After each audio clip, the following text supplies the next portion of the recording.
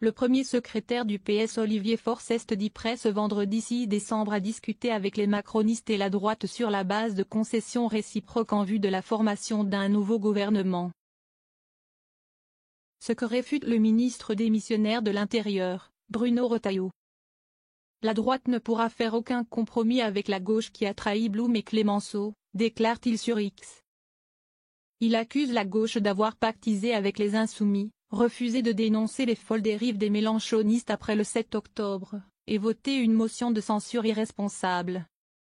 Dans l'intérêt du pays, la droite peut accepter de faire des compromis, certainement pas des compromissions.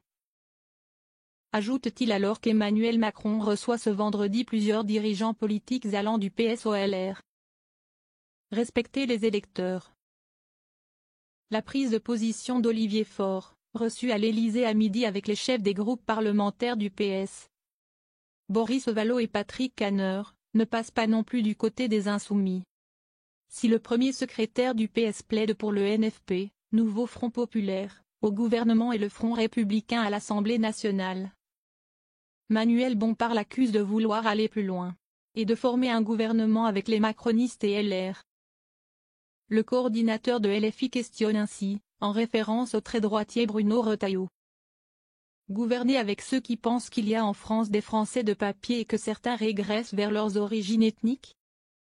Eh oh, réveillez-vous, respectez-vous, respectez les électeurs, enjoint ensuite l'insoumis.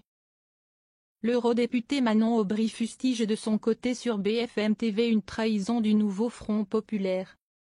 Lors des élections législatives, les électeurs du NFP ont voté pour l'abrogation de la réforme des retraites, la hausse du SMIC ou le blocage des produits de première nécessité, liste-t-elle rappelant pour chacune de ces mesures que les républicains et les macronistes sont contre.